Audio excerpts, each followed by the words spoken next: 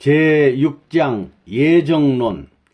고래로 예정설에 대한 신학적 논쟁은 성도들의 신앙생활의 실제에 적지 않은 혼란을 일으켜 온 것이 사실이다. 그러면 어찌하여 그러한 결과를 가져왔는가 하는 것을 우리는 알아야 하겠다.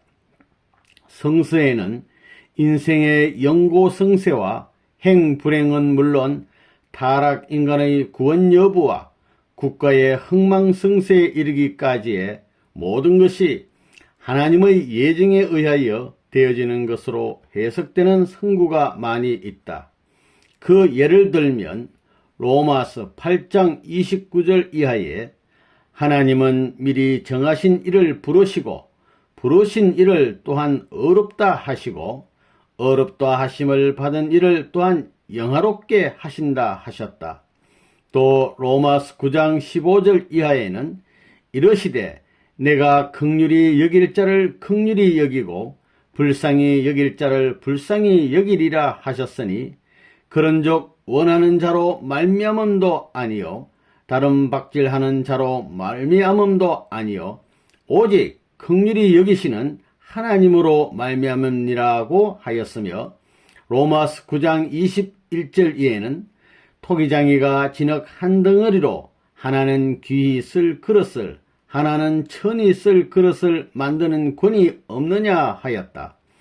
그뿐 아니라 로마서 9장 11절 이하에는 하나님은 복중에서부터 야곱은 사랑하시고 에서는 미워하시어 장자된 에서는 차자 야곱을 섬기리라 한 말씀도 있는 것이다. 이와 같이 완전 예정설을 세워줄 수 있는 성서적인 근거는 많이 있다. 그러나 우리는 이러한 예정설을 부정할 수 있는 또 다른 성서적인 근거도 많이 있다는 것을 잊어서는 안 되는 것이다. 예를 들면 창세기 2장 17절에 인간 조상의 타락을 막으시기 위하여 따먹지 말라고 권고하신 것을 보면 인간 타락은 어디까지나 하나님의 예정에서 되어진 것이 아니고 인간 자신이 하나님의 명령에 순종치 않은 결과였다는 사실이 분명해진다. 한편 또 창세기 6장 6절에는 인간 시조가 타락한 후에 하나님이 인간을 창조하신 것을 한탄하신 기록이 있는데 만일 인간이 하나님의 예정에 의하여 타락되었다면 하나님 자신의 예정대로 타락된 인간을 두시고 한탄하셨을 리가 없는 것이다. 또 요한복음 3장 16절에는 예수를 믿으면 누구든지 구원을 얻으리라고 한 말씀이 있는데 이 말씀은 바로 멸망으로 예정된 사람은 하나도 없다는 것을 의미한다. 누구나 잘 알고 있는 선구인 마태복음 7장 7절에 구하는 자에게 주시고 찾는 자에게 만나게 하시며 문을 두드리는 자에게 열어주시겠다고 하신 말씀을 보면 모든 성수가 하나님의 예정으로만 되어지는 것이 아니라 인간의 노력으로 좌우된다는 것을 알 수 있는 것이다. 만일 모든 성사가 하나님의 예정으로만 되어진다면 무엇 때문에 인간의 노력을 강조하실 필요가 있겠는가? 또 야고보서 5장 14절에 환중에 있는 형제를 위하여 기도하라고 하신 말씀이 있는 것을 보면 병이 나거나 낫거나 하게 되는 것도 역시 모두 하나님의 예정에서만 되어지는 것이 아니라는 것을 알 수 있다. 만일 모든 것이 하나님의 예정 가운데서 불가피한 운명으로 결정지어지는 것이라면 인간이 애써 기도할 필요가 없을 것이다. 종래의 예정설을 그대로 인정한다면 기도나 전도나 자선행위 등 인간의 모든 노력은 하나님의 복귀 승리에 아무런 도움이 될 수 없고 전혀 무의미한 것으로 돌아갈 수밖에 없는 것이다. 왜냐하면 절대자 하나님이 예정하신 것이라면 그것도 역시 절대적인 것이므로 인간의 노력으로 변경될 수는 없기 때문이다. 이와 같이 예정설을 둘러싸고 찬반 양론이 모두 세워질 수 있는 성서의 문자적인 근거가 충분하기 때문에 이에 대한 교리의 논쟁은 피할 길이 없는 것이다. 그러면 이러한 문제가 원리로서는 어떻게 해결될 것인가? 예정론에 대한 문제를 우리는 다음과 같이 나누어 생각해 보기로 하자. 제1절 뜻에 대한 예정. 하나님의 뜻에 대한 예정을 논술하기 위하여 우리는 여기에서 뜻이란 무엇인가 하는 것을 먼저 알아보기로 하자. 하나님은 인간의 타락으로 인하여 창조 목적을 이루지 못하셨다. 따라서 타락한 인간을 놓고 섭리하시는 하나님의 뜻은 어디까지나 이 창조 목적을 다시 찾아 이루시려는 데 있는 것이다. 다시 말하면 이 뜻은 복귀 섭리의 목적을 이루시는 것을 말하는 것이다. 다음으로 우리는 하나님은 이러한 뜻을 예정하시고 그것을 이루신다는 것을 알아야 한다. 하나님은 인간을 창조하시고 창조 목적을 이루시는 뜻을 세우셨으나 인간의 타락으로 말미암아 그 뜻을 이루시지 못하셨기 때문에 하나님은 이루지 못하셨던 그 뜻을 다시 이루시기 위하여 그것을 다시 예정하시고 복귀섭리를 하시는 것이다. 그런데 하나님은 어디까지나 이 뜻을 선으로 예정하시고 이루셔야 하며 악으로 예정하시고 이루실 수는 없다. 왜냐하면 하나님은 선의 주체이시므로 창조 목적도 선이요 따라서 복귀 섭리의 목적도 선이어서 그 목적을 이루시려는 뜻도 선이 아니어서는 안 되기 때문이다. 그러므로 하나님은 창조 목적을 이루시는데 반대가 되거나 장애가 되는 것을 예정하실 수는 없기 때문에 인간의 타락이나 타락 인간에 대한 심판이나 혹은 우주의 멸망 등을 예정하실 수는 없는 것이다. 만일 이러한 악의 결과도 하나님의 예정으로 되어지는 필연적인 것이라면 하나님은 선의 주체라고 할 수 없으며 자신이 예정하신 대로 되어진 악의 결과에 대하여 후회하셔서는 아니 될 것이다. 하나님은 타락된 인간을 보시고 한탄하셨고 또 불신으로 돌아간 사울왕을 보시고 그를 택하셨던 자신의 일을 후회하셨던 것이니 이것은 그것들이 모두 예정으로 되어진 결과가 아니었음을 분명히 보여주는 것이다.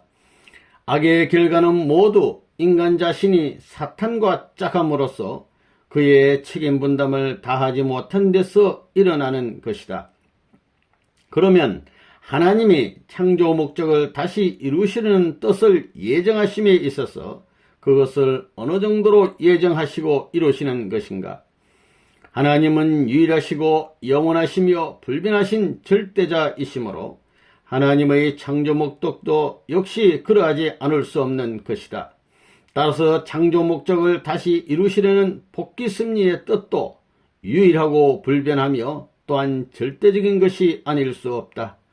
그렇다면 이 뜻에 대한 예정 또한 절대적인 것임은 말할 필요도 없는 것이다. 이와 같이 이 뜻을 절대적으로 것으로 예정하시기 때문에 만일 이 뜻을 위하여 세워진 인물이 그것을 이루어 드리지 못할 때에는 하나님은 그의 대신 다른 인물을 세워서라도 끝까지 이 뜻을 이루어 나아가시지 않으면 안 되는 것이다.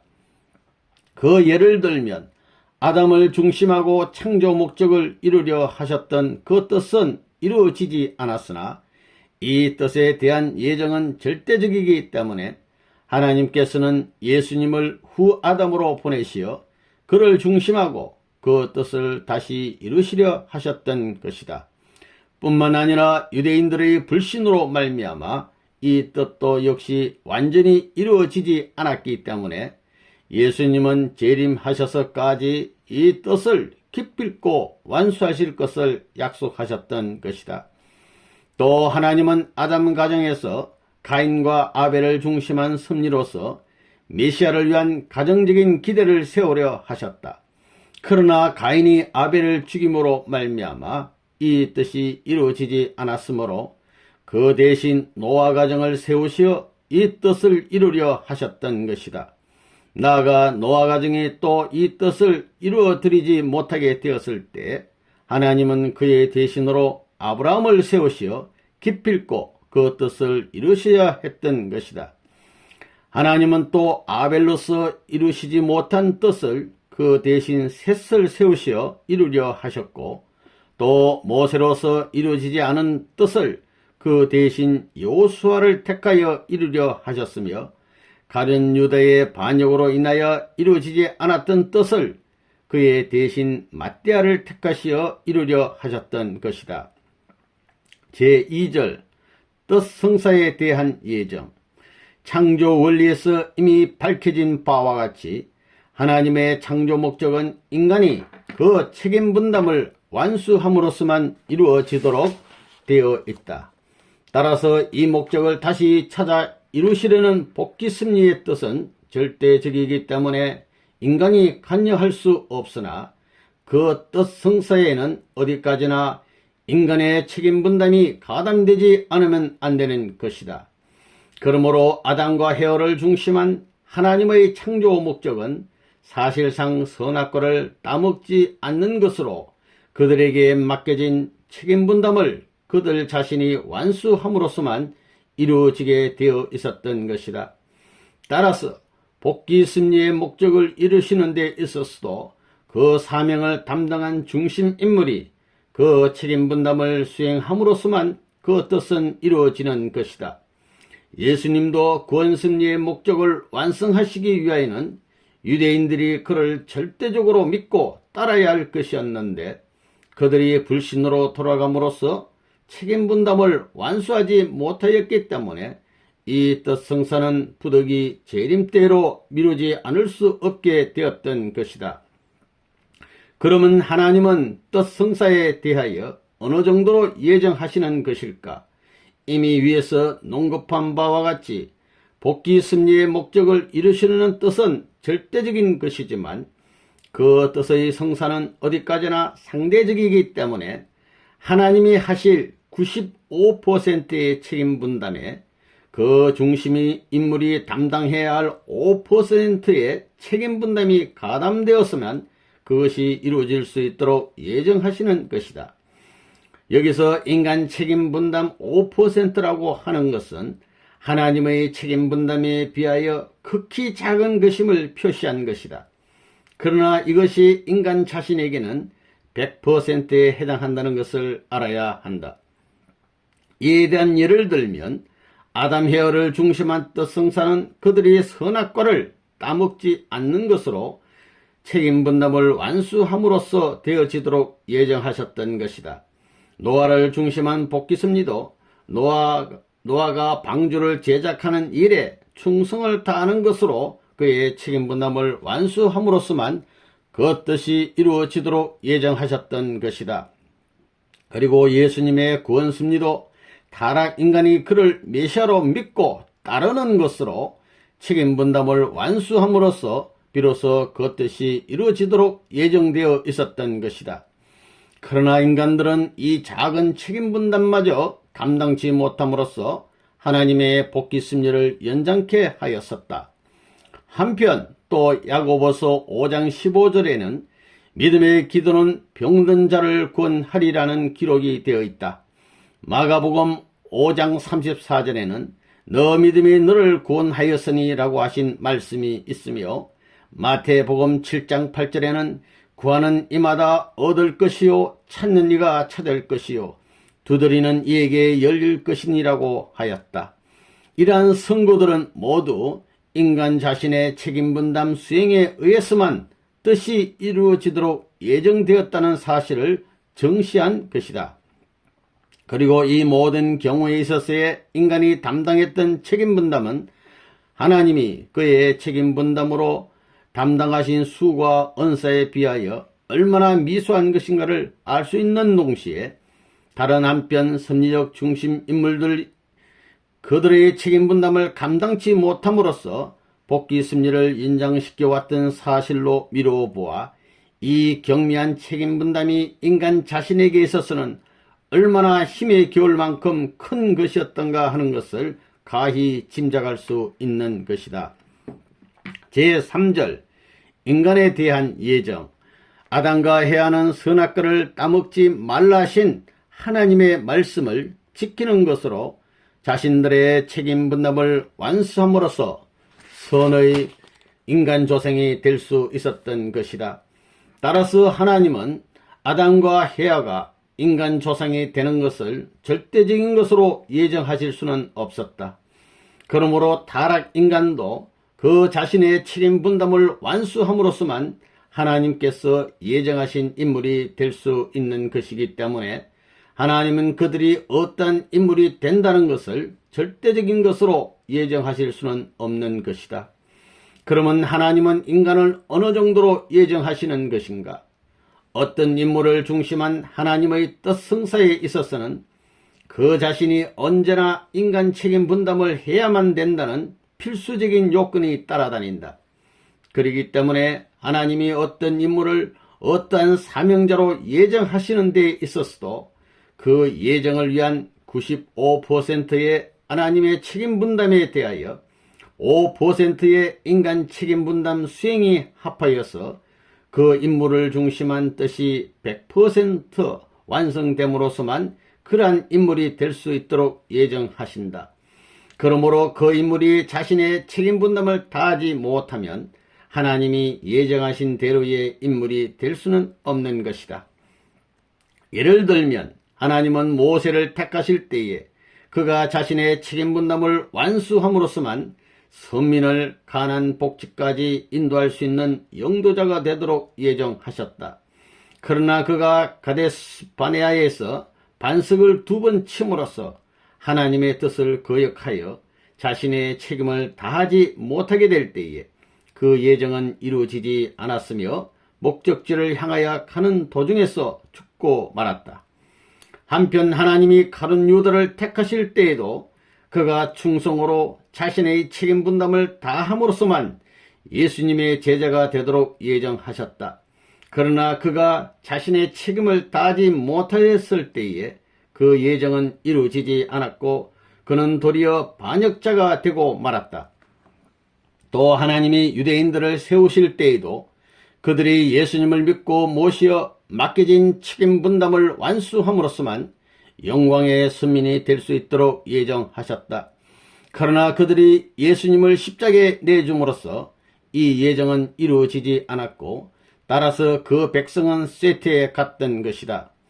다음으로 하나님의 예정에 있어 복귀 섭리의 중심 인물이 될 수 있는 조건은 어떠한 것인가를 알아보기로 하자. 하나님의 구원 섭리의 목적은 타락된 피조 세계를 창조 본연의 세계로 완전히 복귀하시는 데 있다. 그렇기 때문에 그 시기에 차는 있으나 타락 인간은 누구나 다 빠짐없이 구원을 받도록 예정되어 있는 것이다. 그런데 하나님의 창조가 그러했듯이 그의 재창조 역사인 구원 섭리도 일시에 이루어질 수는 없는 것이기 때문에 그것은 하나로부터 시작하여 점차 전체적인 것으로 넓혀가는 것이다. 하나님의 섭리가 그러하기 때문에 구원 섭리를 위한 예정에 있어서도 먼저 그 중심 인물을 예정하시고 부르시는 것이다. 그러면 이렇게 부르심을 받은 중심 인물은 어떤 조건을 갖추어야 하는가?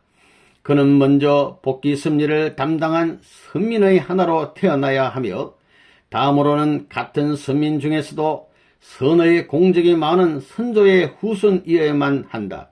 그리고 똑같이 선의 공적이 많은 선조의 후손이라 하더라도 그 개체가 뜻을 이루는 데 필요한 천품을 타고나야만 하는 것이며 또 같은 천품의 인간이라 할지라도 이를 위한 후천적인 조건이 모두 구비되어 있어야 한다. 그리고 후천적인 조건마저 똑같이 갖춘 인물들 중에서도 보다 하늘이 필요로 하는 시기와 장소에 맞추어진 개체를 먼저 택하시는 것이다. 제4절 예정서를 세워주는 선구 해명. 우리는 하나님의 예정에 관한 여러가지 문제점을 해명하였다. 그러나 다음으로 풀어야 할 문제는 본장의 선에서 열간 선구들과 같이 모든 것이 하나님의 절대적인 예정으로만 이루어지는 것처럼 기록되어 있는 성구를 어떻게 해석해야 하는가 하는 것이다. 먼저 로마서 8장 29절 내지 30절에 기록된 바 하나님은 미리 아신 사람을 미리 정하사 미리 정하신 이를 또한 부르시고 부르신 이를 또한 어렵다 하시고 어렵다 하심을 받은 이를 또한 영어롭게 하신다고 한 말씀을 해명해 보기로 하자. 하나님은 전지하심으로 어떤 사람이 복귀 심리의 중심 인물이 될 수 있는 조건을 갖추고 있는가 하는 것을 아신다. 그러므로 하나님은 복귀 심리의 목적을 이루시기 위하여 이와 같이 미리 알고 계시는 인물을 예정하시고 부르시는 것이다. 그러나 부르시는 하나님의 책임 분담만으로는 그가 어렵다 함을 얻어 영광을 누리는 데까지 이룰 수는 없는 것이다. 그는 부름받은 입장에서 자기의 책임을 완수할 때 비로소 어렵다 함을 얻을 수 있는 것이고 어렵다 함을 얻은 후에야 또한 하나님이 주시는 영화를 누릴 수 있게 되는 것이다. 그러므로 하나님이 주시는 영화도 인간이 책임 분담을 다함으로써만 누릴 수 있도록 예정되는 것이다. 다만 성구에는 인간 책임 분담에 대한 말씀이 생략되어 있기 때문에 그것들이 오직 하나님의 절대적인 예정에서만 이루어지는 것 같이 보여지고 있는 것이다. 다음으로 로마서 9장 15절 내지 16절에는 이러시되 내가 긍휼히 여길 자를 긍휼히 여기고 불쌍히 여길 자를 불쌍히 여기리라 하셨으니 그런즉 원하는 자로 말미암음도 아니요 다른 박질하는 자로 말미암음도 아니요 오직 긍휼히 여기시는 하나님으로 말미암음이라는 기록이 있다. 위에서 해명한 바와 같이 복귀 심리의 목적을 이루시기 위하여 어떤 인물이 가장 적합한가 하는 것은 하나님만이 미리 아시고 택하시는 것이다. 그러므로 이러한 인물을 택하시어 긍휼히 여기시거나 혹은 그를 불쌍히 보시는 것은 하나님의 특권이기 때문에 인간이 원함으로 말미암아 되어지는 것이 아니요 또 인간의 노력으로 다른 박질을 해서 되어질 수도 있는 것이 아니다. 따라서 이 선구는 어디까지나 하나님의 권능과 은총을 강조하시기 위하여 주신 말씀인 것이다. 한편 로마서 9장 21절에는 토기장이가 진흙 한 덩이로 하나는 귀히 쓸 그릇을 하나는 천이 쓸 그릇을 만드는 군이 없느냐고 말씀하셨다. 하나님이 인간으로 하여금 그의 창조성을 담게 하심으로써 비조 세계의 주인으로 세우시어 가장 사랑하시기 위한 조건으로서 인간 책임 분담을 세우셨다는 것은 이미 논술한 바 있다. 그런데 인간은 이 조건을 스스로 범하여 타락하고 말았다. 그래야 타락 인간은 마치 쓰레기와 같이 버림을 받은 존재가 되었기 때문에 서로 하나님이 이러한 인간을 어떻게 취급한다 하더라도 결코 불평해서는 아니 된다는 뜻을 교시하기 위하여 이 선고를 주신 것이다. 그리고 로마서 9장 10절 내지 13절에는 하나님이 태중에서부터 야곱을 사랑하시고 에서는 미워하시어 장자 에서가 차자 야곱을 섬기리라 한 말씀이 있다. 에서와 야곱은 복중에 있어서 아직 선악간 아무런 행동의 결과도 나타낼 수 없었음에도 불구하고 하나님께서 에서를 미워하시고 야곱을 사랑하신 이유는 어디에 있었을 것인가? 이것은 복귀 심리 노정의 프로그램을 맞추시기 위함이었던 것이다. 이에 대한 상세한 것은 후평 제1장에 아브라함 가정을 중심한 복귀 심리에서 설명하겠지만 에서와 야곱을 쌍태로 세우셨던 것은 그들을 각각 가인과 아벨의 입장에 갈라 세워놓고 아벨의 입장에 있는 야곱이 가인의 입장에 있는 에서를 굴복시킴으로써 일찍이 아담 가정에서 가인이 아벨을 죽임으로써 이루지 못하였던 장자 기업 복귀의 뜻을 탕감복귀 하시기 위함이었던 것이다.